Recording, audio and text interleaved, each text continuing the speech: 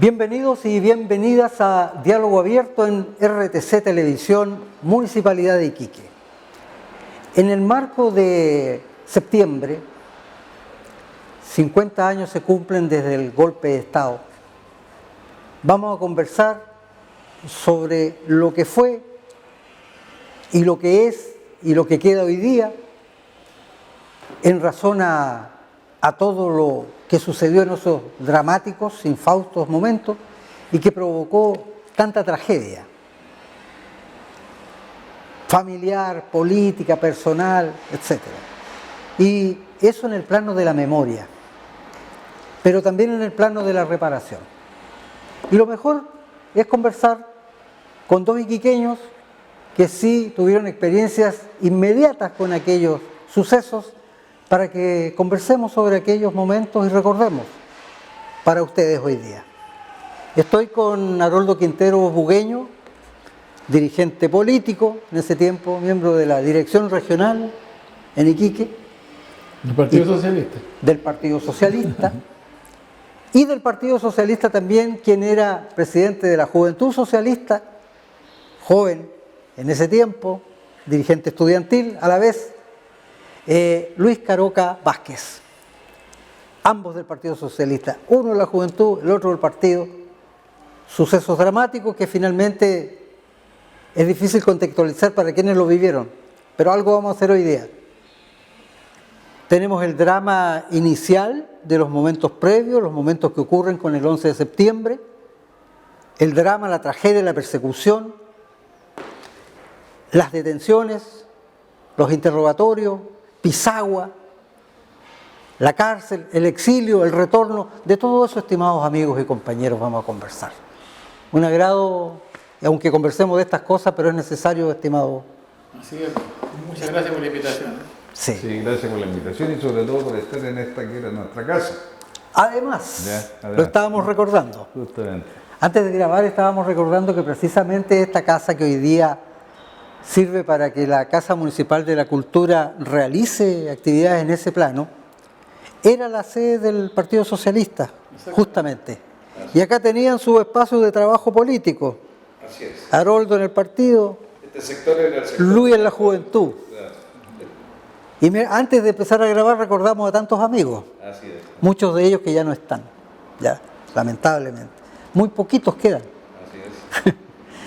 Haroldo, recordemos acá con nuestro público, con nuestra teleaudiencia de siempre, tu impresión, tu recuerdo en estos días de lo que pasó, el contexto que vivimos y lo que nos llevó a esa tragedia. Bueno, en primer lugar, hay que decir que en el año 70 accedió al poder del Estado, del gobierno de Chile, un socialista de partido, ¿no?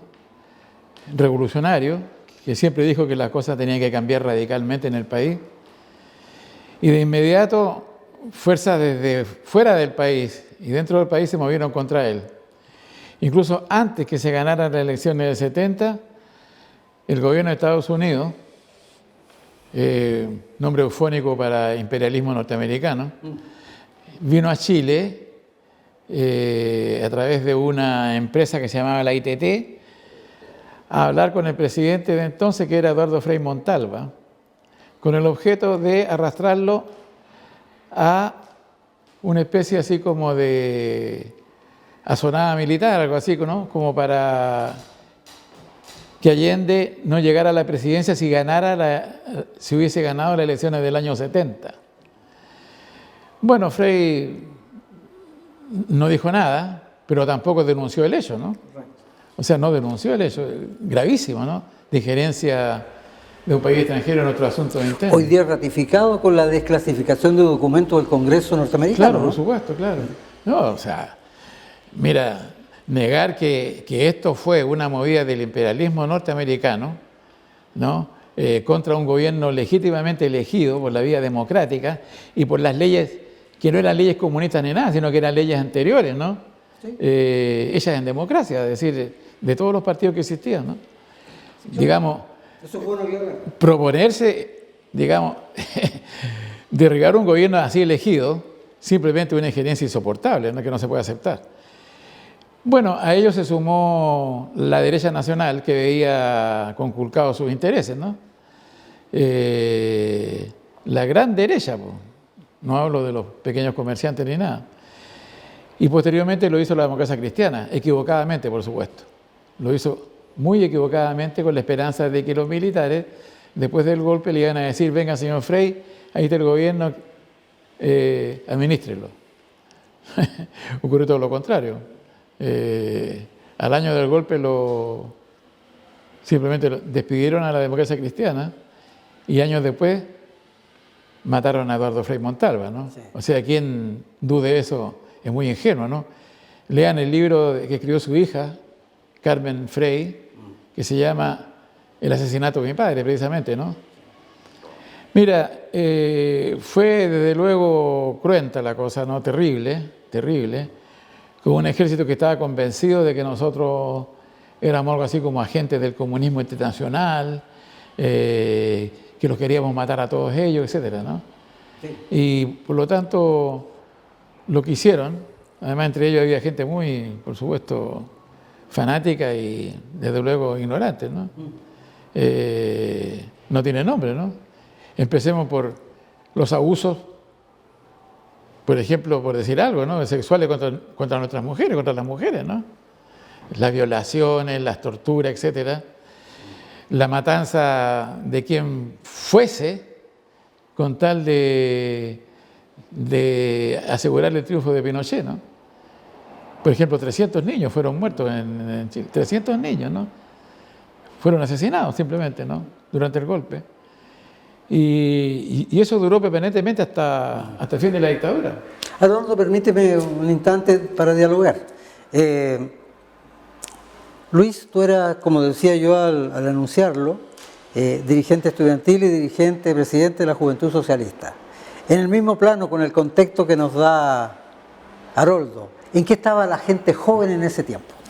Bueno, previo al golpe y en los días inmediatos. Sí, previo al golpe, en lo que estábamos nosotros, ya veíamos como a la derecha buscando elementos que contribuyeran a dar la imagen de desorden, de inestabilidad, a través de, por ejemplo, las tomas de colegio. Aquí se tomaron el Liceo Niña, la derecha, ¿ya?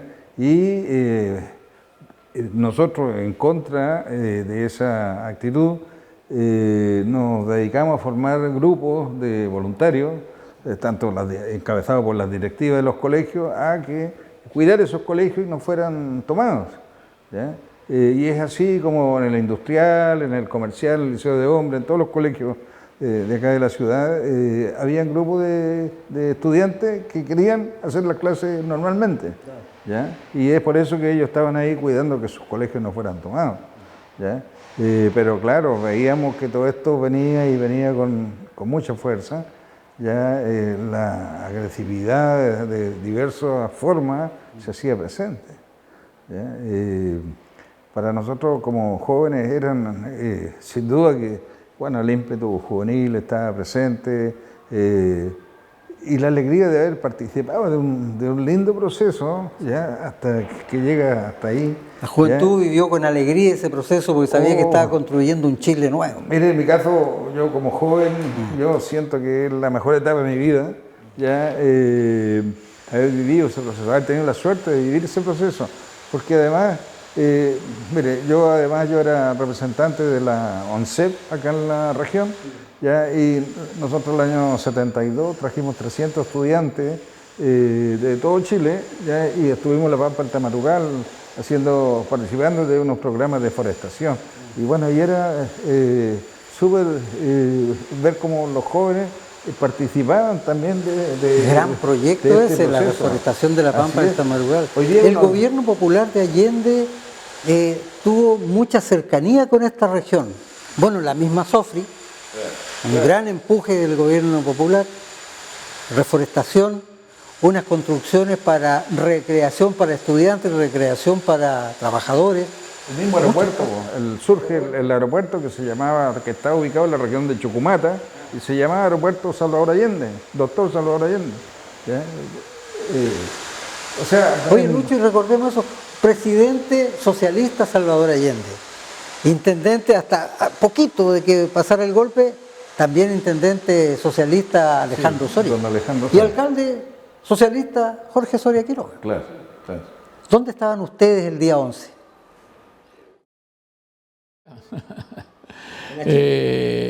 A ver, yo era profesor de la Universidad de Chile en esa época.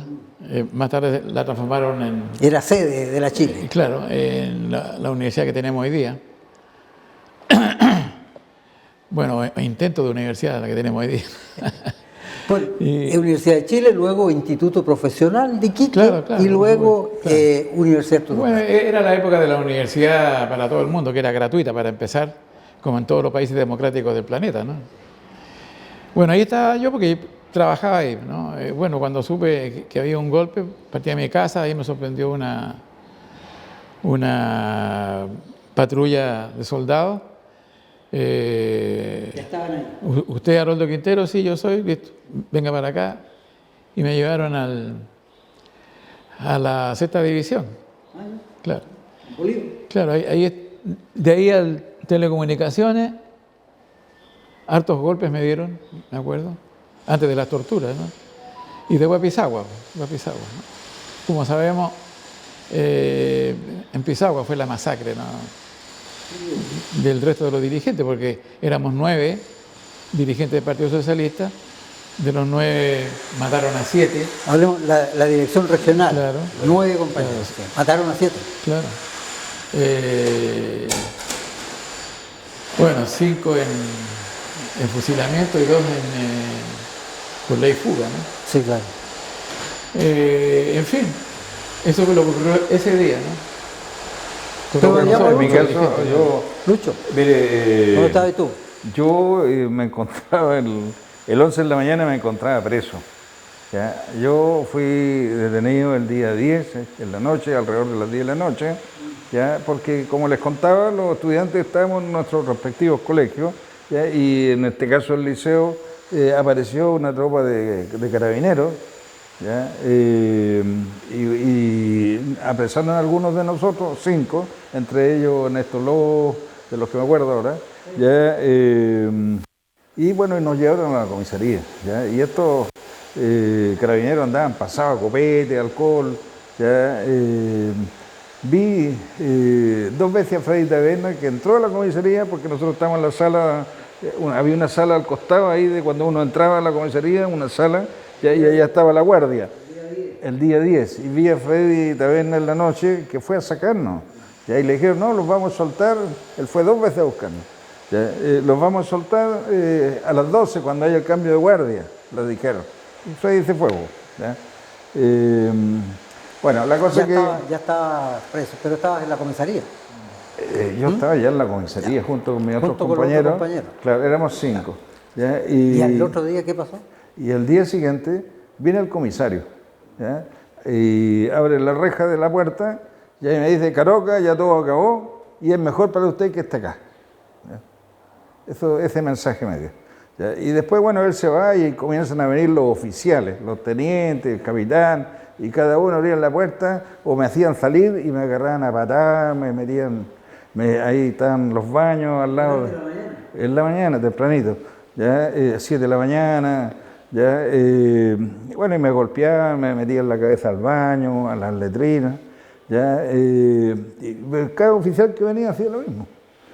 Te tomaban a ti O como sea, ¿y el por jefe. qué? Porque claro, yo como era el dirigente estudiantil, que andaba la cabeza en las marchas, entonces, y yo parlamentaba con ellos dónde me iba a ir y todo esto, pero bueno, había una odiosidad en toda la oficialidad, excepto en el comisario, tengo que decirlo, que él fue bien correcto y yo entendí sus palabras, ¿ya? Y creo firmemente en eso, porque si ahora estos carabineros se permitían hacerme eso, que me tenían ahí detenido, ¿qué cosa no me hubiera pasado en la calle si ellos me hubieran detenido? Luis, ¿en qué momento, cuántos días te llevan a Pisagua? No, a mí me llevan de ahí a las 6 de la tarde del día 11, nos llevan en un bus, que porque en la celda donde estábamos se comienza a llenar de gente, a llenar. ¿Ya? Hay una anécdota ahí que en esa celda había un curado, ¿ya? Que estaba detenido por curado. ¿Ya? Entonces cuando nos tiran en calidad de bulto ahí, porque nos nos golpearon mucho ahí, a Barreda, al Ernesto, a mí, ya nos golpearon mucho, entonces nos tiran en calidad casi de bulto ahí a la celda. Y el curado decía, imbéciles, y le echaba garabato a los, cómo maltratan al futuro de Chile, le gritaba el curado a los carabineros. Pero al otro día ya no estaba curado, entonces estábamos hablando con Barreda, con el Ernesto, puta, que lata, después que vino el comisario a avisarnos lo que había sucedido, puta, empezamos a conversar nosotros y el curado que ya no estaba curado me dijo, Icao, están hablando política. O sea, son anécdotas, te fijas, dentro del dolor. En ese momento era una anécdota. Perdona. Y en el caso tuyo, compañero, estaba en la sexta división. ¿En cuánto? Porque en el caso tuyo es detención, Pisagua, cárcel, ¿no? Mira, fue así la cosa. Primero telecomunicaciones, después Pisagua, luego me trajeron de nuevo a telecomunicaciones para interrogatorios, qué sé yo, careo, en fin. Sí. Y luego de nuevo a Pisagua para el juicio que se hizo contra el Partido Socialista, ¿no? Con el fiscal. Claro. Ahí estaba el fiscal Acuña. A propósito de Acuña, conviene recordar que el gran argumento que tenía la derecha y los enemigos del gobierno de Salvador Allende era la situación económica, el desabastecimiento, etc. Que alguien me diga cómo se explica que al día siguiente del golpe había de todo y las tiendas estaban llenas de todo. O sea, ¿cómo se explica eso? Además, ¿cómo se explica que los institutos independientes del Estado, ¿no? Que se ocupan de las estadísticas económicas, en ninguno de sus documentos ni informes señala que la producción había bajado? Por el contrario, había subido. Lo que pasa es que había una política de desabastecimiento creado por los enemigos del gobierno popular, ¿no? Paralelo a que los ingresos de los trabajadores de Chile en ese tiempo habían subido. Habían subido, por supuesto. Bueno, la única manera de hacer subir los sueldos era, por supuesto, aumentar la producción. Porque si suben los sueldos y no sube la producción, se produce lo que se llama inflación, que existiendo en Chile, como siempre ha existido, ¿no? Bueno, no era, como quien dice, tan alarmante. Bueno, el caso es que Acuña, el fiscal, fíjate a quién pusieron de fiscal, era un contrabandista. Estaba formalizado por contrabandista. Veíamos hace rato una revista histórica. Sí, Los Intocables que se llama. Sí. ¿Cómo se explica que, mira, uno de los primeros ciudadanos chilenos que fueron fusilados fue el investigador del contrabando en Chile, que era una persona, por lo menos, independiente de partido, pero cuya simpatía con la democracia cristiana era evidente y muy conocida, el abogado Julio Cabeza, al primero que mataron, porque él llevaba a su cargo la investigación del contrabando, ¿no? También, por supuesto, mataron a Freddy Tavena, porque Freddy Tavena era el secretario general, o sea, el presidente, así se llama hoy día, del Partido Socialista, que también fue encargado por el gobierno de Salvador Allende para trabajar con el director de Defensa del Estado, ¿no? El presidente del Consejo de Defensa. Del Consejo de Estado, que era cabeza precisamente, ¿no? En esto de la investigación del contrabando. Mira, como te digo, no solamente fue cruento desde el punto de vista así de la fobia política que se tenía contra nosotros, sino que además hubo personajes corruptos de frentón que estuvieron a la cabeza de la represión, ¿no? A la cabeza de la represión, o sea, los que ordenaron fusilamientos, los que ordenaron tortura, etcétera, como Mario Acuña, ¿no? Y en estos momentos debe estar en el infierno, ¿no? Eso yo quisiera agregar más sobre lo que dice. Luis, bueno, esta era la revista de la época y que narra precisamente todos los hechos que hemos estado conversando. Contrabando y narcotráfico, Justamente. Ahí está claro, impecable, mira qué bueno que lo tenía. En tiempos que Colombia ni Venezuela, ninguno de esos países era lo que era este corredor donde se llevaba la droga. Esta zona era lo que producía todo eso y dirigía por un árabe que vivía en Arica, ¿ya?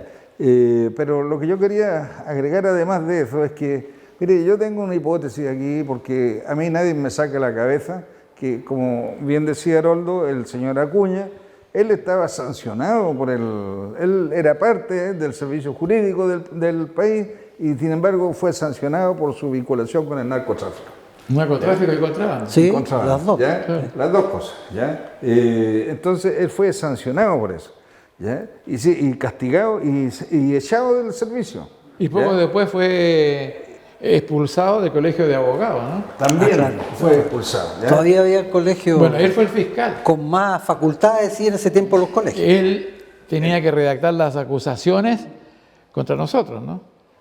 Así fue. Entonces yo donde quiero ir y mi punto es que, mire, primero a él no lo nombró un capitán, no lo nombró un teniente, no lo nombró un mayor, a él lo nombró un general. ¿Ya? Porque el general era el que hacía su nombramiento, no se podían hacer sin que él no lo supiera. Entonces, ¿a quién se dedicó precisamente Mario Acuña a castigar? ¿Ya? A todos los compañeros que de una u otra forma tuvieron vinculados ya en combatir el narcotráfico y el tráfico de alimentos. Para terminar ¿Ya? con todo vestigio de lo que fue su comportamiento. Incluso ahí. las personas que eran su líder, las personas que trabajaban con él, ¿ya? Que se les denominaba los burreros, ¿ya? Que eran los que trabajaban. También los asesinó a todos ellos y les dijo a su familia, no, si lo dejamos en Podelmonte, se fueron a Canadá, se fueron a otra parte del mundo. ¿Ya? Entonces, ¿qué conclusión yo he llegado de con hecho, todos estos años? hubo varios fusilados que fueron, Claro. participaron en las redes, pero más bajas del narcotráfico. Claro, claro. Chanes y otros, ¿no? Así es. ¿Ya? Entonces yo llegaba a la conclusión de que acá el que mandaba todo el narcotráfico era el Forestier, era el comandante del ejército. Y él aprovechó esa situación expectante que quedó ahí en Pisagua para Claro, no, hubo Justamente lo que muchos tú dices. Ese es que mi fueron punto. fusilados por extremistas, marxistas, etcétera, y no tenía nada que ver con eso. Esto- Como Chane, precisamente. Sí. Chane fue mi alumno en la universidad, Chane, te contaré. sí, me acordaba de eso. Y sé que no tenía nada que ver con nosotros. Esto es memoria y es bueno que la recordemos acá y que la gente no lo olvide. Esto es memoria de todo lo que pasó, lo que se sufrió y de la manera atroz, ¿no es cierto?, que el ejército chileno en ese tiempo tuvo con los detenidos. Hasta hoy día muchos desaparecidos, nos han aparecido todos. Veamos luego de eso el exilio. Algunos que no saben y otros que tratan de usar el tema del exilio dicen, estos lo pasaron bien en Europa, Estados Unidos, donde sea, el exilio feliz. Nosotros sabemos que no es así, porque con todo lo que hay en Alemania o en Dinamarca, Luis, igual uno quiere estar en su patria con su familia, ¿no?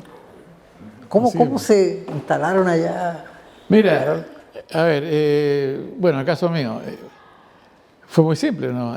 Primero me metieron preso, estuve condenado a muerte, me iban a matar un par de horas antes del fusilamiento, me cambiaron la pena de muerte por presidio perpetuo, ¿no? Como bien lo sabe Luis, que estaba ahí, entre los que estaban mirando todo, ¿no? En la cárcel de Pisagua. Y después a la cárcel de Iquique, un breve tiempo, mientras nos llevaban a la penitenciaría en Santiago. Entonces, bueno, así estuve casi 3 años preso, ¿no?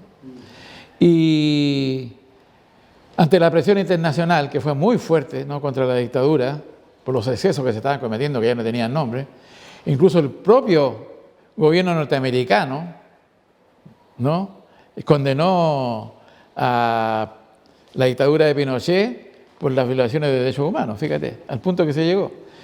Entonces apareció el decreto 504 que se llamó, que significaba lo siguiente, ¿no?, que los que estábamos presos podíamos cambiar la cantidad de años presos por el exilio.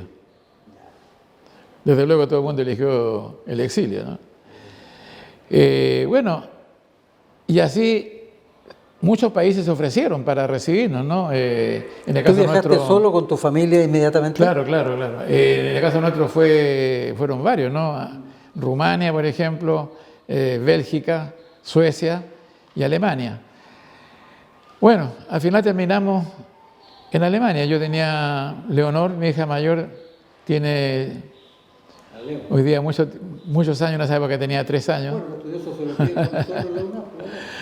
Y el exilio fue en Alemania. Es importante que diga lo siguiente, ¿no?, que fuimos bien recibidos allá, y debo decir, pero de forma bien enfática, que Alemania es un país democrático que respeta los derechos humanos y por lo tanto nos respetó a nosotros, ¿no? Y nos acogió de manera humana y muy bien, ¿no? Muy bien. Y tiene muy claro lo que fue y cómo hay que portarse con los arrebatos de repente de algún nazi que surge por ahí, como el otro día ocurrió en una cancha de tenis. Por supuesto. Bueno, Alemania es un país donde los nazis son ilegales. O sea, el que levanta la manito tipo Hitler lo mete preso al día siguiente, ¿no? Es un país, digamos, en que se respeta a la persona humana y además fueron solidarios con nosotros, ¿no? Tú te integraste a una universidad. Mira, sí, el problema, en el caso nuestro, algunos lo pasaron muy mal en otros países, pero en el caso de lo que tuvimos en países como Alemania, como Suecia, por ejemplo, lo terrible fue la idea misma del exilio, ¿no? La idea de que tú no puedes volver nunca más a tu patria, la idea que nunca más vas a ver a tu familia, a tus padres, qué sé yo, a tus amigos, tu ambiente, ¿no? Porque en eso consiste el exilio. Claro, es para El exilio romper, consiste en eso. para romper. Te sacan de tu país, Para desarraigar. te ponen afuera, echas raíces, tus hijos se casan, qué sé yo, y al final te quedas ahí. Claro. Es el sentido que siempre tuvo el exilio, desde los griegos para adelante, ¿no? Sí. Acuérdate que en la antigua Grecia no existía la pena de muerte como se cree para los delitos de alta traición. Pues. Se les daba a elegir entre la muerte, como a Sócrates, ¿no? Sí. O el exilio. En el caso de Sócrates, él fue consecuente con su idea aristocrática, bueno, pero ese es otro tema. Sí. Y eligió la muerte, ¿no?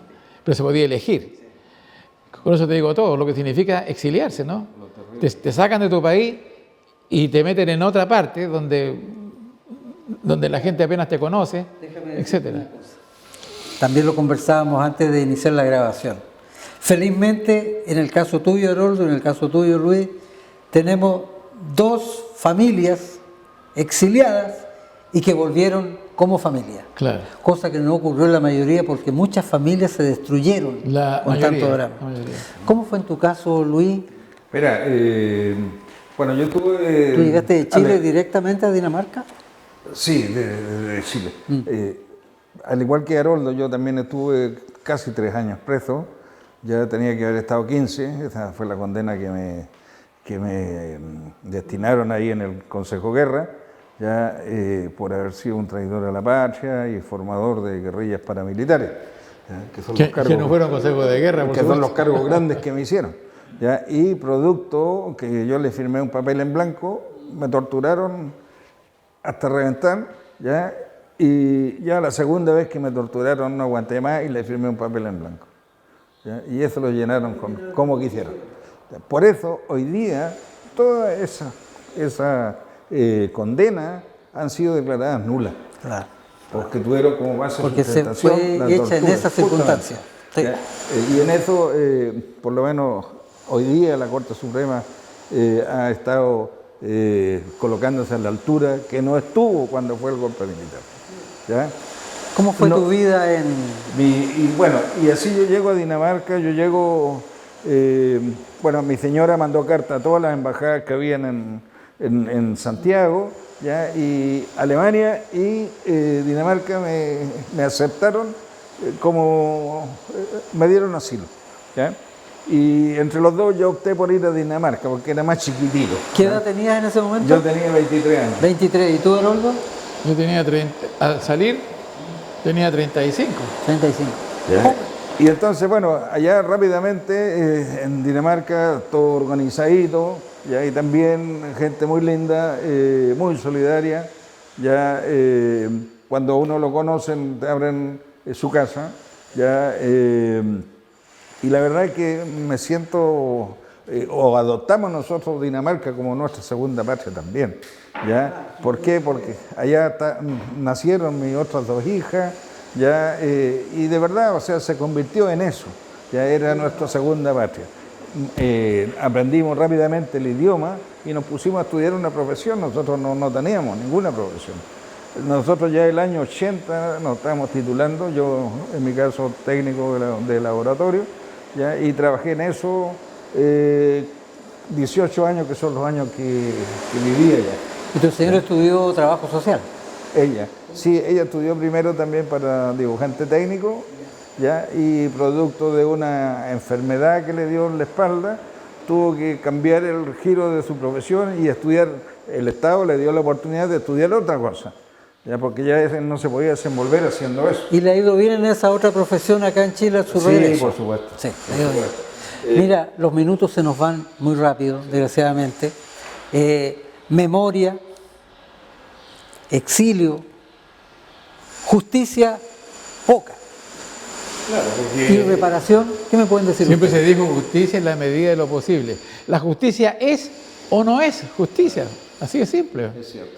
Cuando hablan que la justicia sí, pero, entonces no es justicia, ¿no? Y eso es Estamos lo que ha al debe, ocurrido. eso es lo falta que ha ocurrido. justicia. Falta justicia, desde luego. ¿Y reparación? ¿Cómo andamos en la reparación? Parte de la justicia. Justo sería que todo el daño que se nos hizo se reparara. En primer lugar, aquí nunca hubo guerra, ¿no? Y se nos calificó de soldados, ¿no? Prisioneros de guerra son soldados, ¿no? La Corte Suprema, fíjate, hizo vista gorda de todos los crímenes, nunca acogió nuestras demandas ni de nuestras mujeres. 5.000 demandas se digamos, presentaron a la Corte Suprema. O sea, por Y nuestra solamente existencia, 8 se ejecutaron. No hubo habeas corpus, que se llama, o sea, que se vea a la persona que está presa. Nada de eso, ¿no? Y bueno, y nada de eso fue respetado. Además que una declaración de guerra la aprueba por unanimidad, según la ley, el Parlamento, por supuesto, con la venia del presidente de la República. Solamente eso es una guerra y nada más. ¿Cómo anduvo la reinserción en Chile? ¿En qué año llegaste tú y tú, Haroldo? ¿La reinserción? A ver, bueno... ¿En qué año llegaste, volviste? el 85 llegué. Ya. Mira, ¿Estuviste primero en Santiago? ¿O acá? No, primero estuve acá, ya te cuento. No era fácil, yo sé, el colegio inglés, todas esas cosas. Ya. Mira, lo primero es que, bueno, a mi lado murieron no solamente compañeros de partido, sino que amigos muy grandes que tuve, como Freddy Tavena, como Rodolfo Gonzalía, bueno, y otros más, ¿no? que fueron asesinados simplemente. Ambos miembros de la dirección. Y bueno, también. por respeto a ellos, yo no podía decir, bueno, yo me quedo en el exilio acá hasta el fin. Pues no. Yo dije, apenas pueda, voy a volver. Y voy a volver porque no voy a darle gusto a la dictadura, ¿no? De echarme del país, sacarme de mi tierra, donde yo nací, ¿no? Y además el proyecto político está inconcluso. Claro, y que yo como tal no existiera en Chile. Bueno, volví, pude volver, y al volver fui perseguido. Me costó mucho encontrar trabajo, al final me echaban de todas partes, en fin. Y bueno, terminé en Santiago. Sobreviviste haciendo horas de clase, institutos de Por idiomas, todos cosas lados, así. claro, ¿no? Sí, no me acuerdo. En Alemania yo hice estudios. Bueno, modestamente hablando, ¿no? Porque hay que decir las cosas como son. Me doctoré en Ciencias Sociales y en Educación sobre todo. Y fui profesor de la universidad más antigua de Alemania, la de Heidelberg. Bueno, el asunto es que abandoné todo eso y vine a trabajar acá, en lo que fuera. Terminé haciendo clases de inglés en un kindergarten incluso, enseñándole canciones en inglés a los niñitos, ¿no? Porque no me dejaban trabajar en la universidad.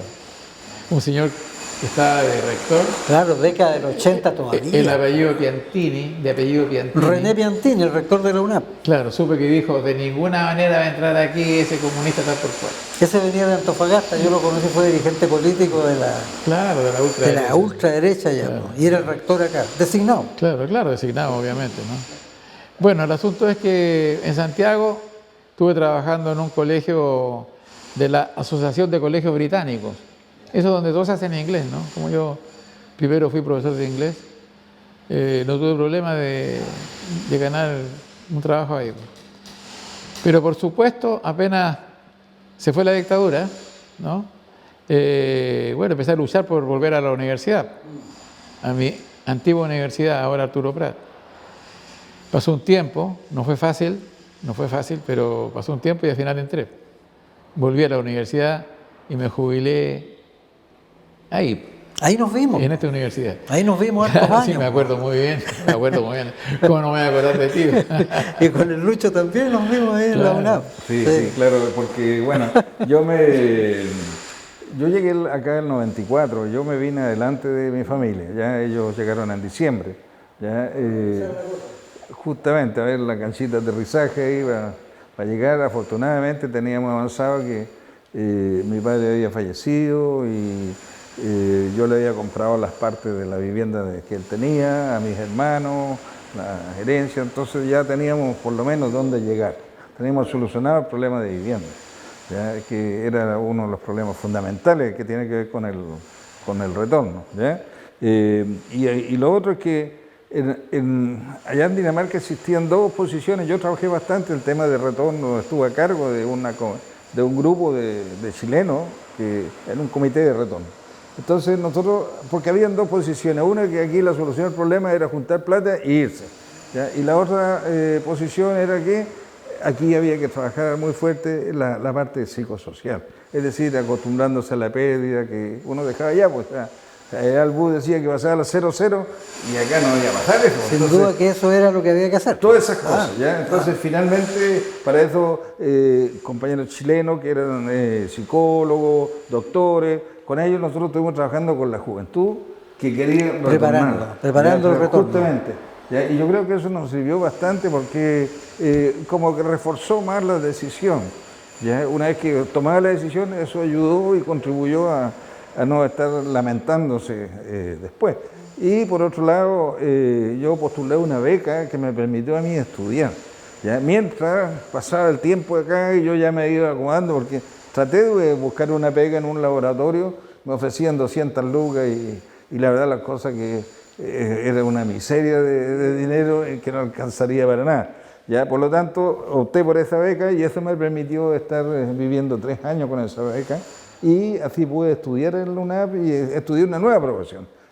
¿Ya? Cosa que nunca he ejercido, pero me ha servido mucho después en mi trabajo de temas de derechos humanos, todo lo que las cosas patrimoniales me ha servido muchísimo. ¿Ya? Pero finalmente ya he hecho otro tipo de trabajos que no han tenido nada que ver con mi profesión, pero sí han tenido mucho que ver con esto de conocer el mundo, de ver cómo las cosas se organizan, cómo se hacen. Allá es mucho cooperativismo y ahí eso lo aprendí bastante ya. ¿Ya? Entonces me ha servido mucho también para trabajar en los lugares, en las pegas territoriales que yo he hecho, que son donde más me he desempeñado acá desde que volví. ¿Ya? Y bueno, nuestra situación no estamos instalados, no ha sido mala, ya la vivimos, ahora es el turno de las hijas nuestras tan grandes, ya están instalados, claro. Nunca hemos pensado retornar a Dinamarca, ir a conocer, a saludar a los amigos, puede ser. Algún día será. Estamos instalados. Luis, Haroldo, 50 años ya del golpe de Estado. Medio siglo. Increíble cómo ha pasado el tiempo y empezamos a recordar y nos damos cuenta que sí, son todos esos años. ¿Cómo ven el panorama hoy día? Hoy día, ahora que están todas las actividades que se están realizando, la crispación política que hay en este instante, ¿cómo ven el panorama hoy día? Mira, yo creo que lo primero que hay que analizar, es qué es un golpe de Estado, ¿no? O sea, ¿cómo se detiene una democracia? Bueno, ¿quién da el golpe de Estado? Los golpes de Estado son militares, lo dan los militares, ¿no? Por lo tanto, lo que tenemos que hacer en nuestro país, lo primero es democratizar las Fuerzas Armadas, ¿no? Eso es lo primero. Y hay que hacer justicia, por supuesto. Pero acá ninguna de esas dos cosas ha sucedido, ¿no? Pero hay una mirada superficial cuando escuchan hablar de la democratización de las Fuerzas Armadas. Claro, bueno, así es. Mira, te digo sinceramente, como no hay muchos espacios para decir las cosas como son, yo tengo que declarar acá, pero de manera con toda mi fuerza, ¿no? De que no ha habido esfuerzo por ninguna de las dos cosas, ¿no? Desde un comienzo, la clase política entera se puso de acuerdo como para solamente administrar lo que dejó la dictadura. Eso es un hecho que nadie puede negar, ¿no? Y hasta ahora eso es lo que ha sucedido. Mira, aquí tengo algunos datos, ¿eh? Si tengo unos minutos. Porque democratizar significa ver cómo es el acceso a la Fuerza Armada y cómo es la formación, por la doctrina. Justamente. Mira, primero, hubo un acuerdo marco de 1990. Después hubo un proyecto de Elwin de 1993. Después un proyecto de Frey de 1995. Después el acuerdo que se llamó Figueroa-Otero de 1995 y 96. Etcétera, etcétera, etcétera. Y todo esto se hacía en virtud, ¿no?, de la monserga esa del presidente Elwin, que la justicia era posible, se haría, pero solamente en la medida de lo posible. Sí. Como te dije recién, la justicia es o no es. Eso quedó patentado de alguna manera, que grafica la democracia que tenemos en Chile, ¿no? O sea, siempre ha habido acuerdos para no hacer real justicia. En primer lugar, contra los criminales, recién ahora está empezando. ¿Y sabes por qué está empezando? La política significa llegar a acuerdos. Mira, está empezando, ¿sabes por qué? No, hasta por ahí nomás. Pero, o sea, no, oye, porque lo otro es la guerra. Bueno, pero escúchame, si a ti te atacan militarmente, la respuesta también tiene que ser militar. Por eso te digo, cuando se termina la posibilidad del acuerdo, la guerra, y tú tienes que defenderte. Claro, es el fin, por eso que la guerra es la continuidad de la cosa. ¿Sí? En el caso nuestro, nunca, de la política, nunca se puede hablar ya de guerrilla, los Fidel Castro, Mao Zedong, en China, Vietnam, nada de eso. Pero sí democratizar nuestras Fuerzas Armadas. Eso es imprescindible ahora. Nuestras Fuerzas Armadas tienen un signo político que es de derecha. Y eso se sabe, pues. Hay pero miles de ejemplos, digamos, que se pueden dar al respecto, ¿no? De acuerdo, pero ¿cómo ves la posición del gobierno hoy día? Sí, yo antes de responder eso, mira, yo quería seguir con... para mí hay una de las víctimas de toda esta cuestión que hemos vivido estos 50 años, el soldado nazi. Por ejemplo, él para mí... Michel Nach, ¿sabes? Justamente, Michel Nach. Para mí él es un gran ejemplo, ya... porque si pensamos que un buen soldado es aquel que mata y no reflexiona que está matando y a quién está matando y cómo se llama, ¿ya? Ese no puede ser un buen soldado, ¿ya? Es un asesino, ¿ya? Es una máquina de matar, ¿ya? Pero ese otro soldado que tuvo la valentía de decir, no, pues yo no puedo dispararle a mis hermanos, eso es ser valiente, ¿ya? Eso es ser una persona correcta. Y yo quisiera que todos los soldados fueran así. ¿Y cómo lograr unas condiciones que permitan que hubiesen existido muchos Nach? Porque es una excepción, Nach. Pero en el marco de una democratización sí podría ser que muchos, frente a hechos deleznables, no lo hicieran. Bueno, lo que hicieron que no fueran excepciones.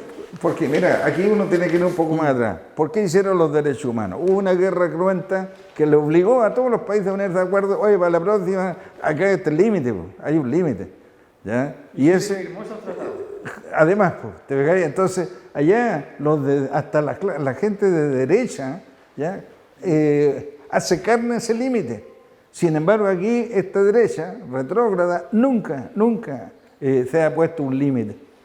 Pero así como ustedes dicen, vamos atrás, vamos al origen de las cosas, también hay que considerar que lo que hoy día vivimos en Chile también se debe a la salida que hubo de la dictadura, porque fue distinta a la Argentina, por ejemplo. En Argentina los militares salieron derrotados, en Chile no. Mira. En Chile salieron con base a acuerdos. Pero fueron derrotados también en el camino que ellos mismos se fijaron. No, me refiero a que los otros fueron derrotados en la guerra que hicieron con Gran Bretaña. El punto es que en un país democrático, salida diferente. Las Fuerzas Armadas deben ser neutrales.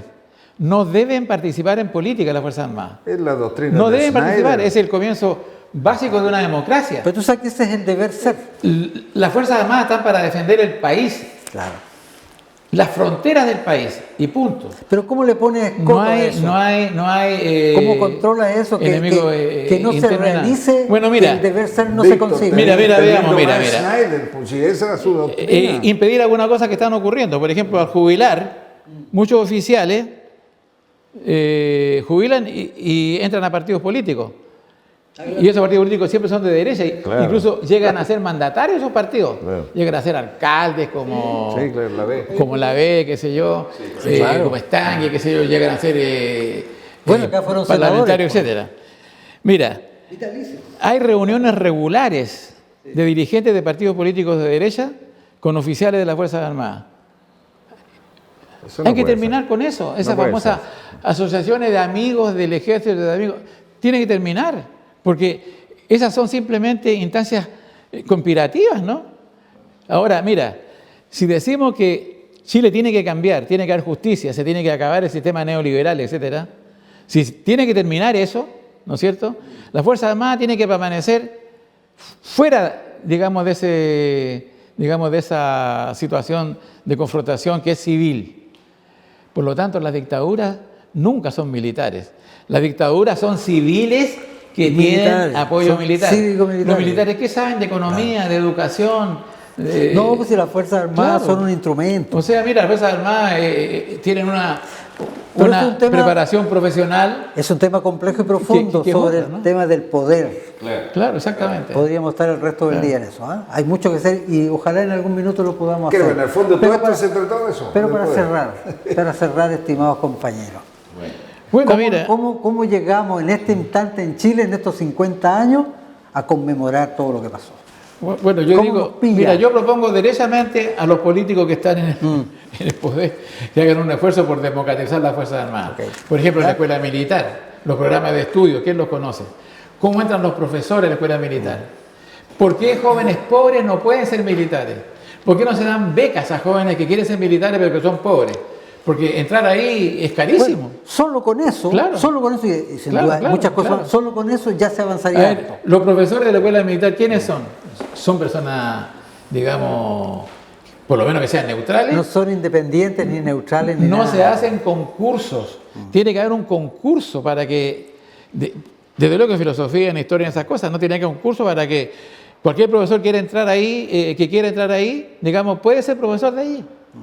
¿No? Bueno, Y está- entonces esos concursos deben ser conocidos por el que pierde, deben ser derechos, transparentes, etcétera, ¿no? Bueno, Nada de eso esto hay que todavía, nada dice de eso hay Haroldo nos permite, para quienes nos están viendo, escuchando en este instante, realmente entender de qué hablamos cuando se dice democratizar las Fuerzas Armadas. Es esto, no es solamente hacer que voten cada cierto tiempo los carabineros y los militares, ¿no? Sí. Y mire, con relación Nos a la plantea eso, Haroldo, ¿qué plantearías tú hoy día? ¿Qué hay que hacer, Luis? Yo pienso que Así de manera sintética, lo que hay alguna que cosa. hacer, hay que ser más, el Estado debería ser más partícipe de estas decisiones que toman entes que son ajenos al gobierno. Me explico. ¿Ya? Por ejemplo, todo lo que pasa acá con las mineras, por ejemplo. ¿Ya? Las mineras hoy día están formando centros de estudio, en Caleta, ¿ya? En todo el borde costero, que lo que va a significar que el día de mañana todos el futuro, los jóvenes de ahí van a ir a la minería y las caletas van a morirse, se van a extinguir, por un proceso de la economía. ¿Ya? Entonces, alguien tiene que intervenir, eso no puede ser, aquí debería haber una planificación. Queremos, como dicen hoy realmente día, eso. darle sostenibilidad Claro, pero a la queremos economía, realmente a la eso. producción. Justamente. Sí, yo creo que sí. Pero la economía que tenemos es laissez-faire. Sí. Es decir, acá Bueno, es liberal, se porque hace cualquier cosa con tal, No es neoliberal, es con tal que ultraliberal. que el capitalismo crezca y el pobre pueblo se empobrezca mucho más, ¿no?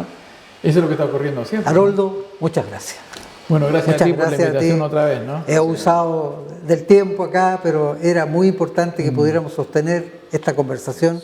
Igual a ti, Luis, se hace cortito, pero les agradezco muchísimo porque logramos recordar tiempos muy importantes y con ustedes que sufrieron en carne propia todo lo que pasó, genera una visión y una lectura de los hechos mucho más convincente porque es experiencia vivida. Así que les agradezco, podremos conversar seguramente en otro momento algunas de estas cosas y otras más, porque tienen mucho que decir ustedes dos. Así es. Gracias. Muchas Hasta la gracias, próxima, gracias. Luis y Haroldo. Gracias. Y a ustedes Muchas también, gracias. estimados amigos y amigas de nuestro programa Diálogo Abierto, nuevamente con ustedes, seguramente la próxima semana podremos conversar con personas tan importantes e interesantes como Luis y Haroldo, que lo hemos hecho hoy, sobre memoria, sobre justicia, sobre reparación, a raíz del contexto de los 50 años del golpe de Estado en este año 2023. Será entonces hasta pronto, en una nueva oportunidad con su programa Diálogo Abierto en RTC Televisión, Municipalidad de Iquique.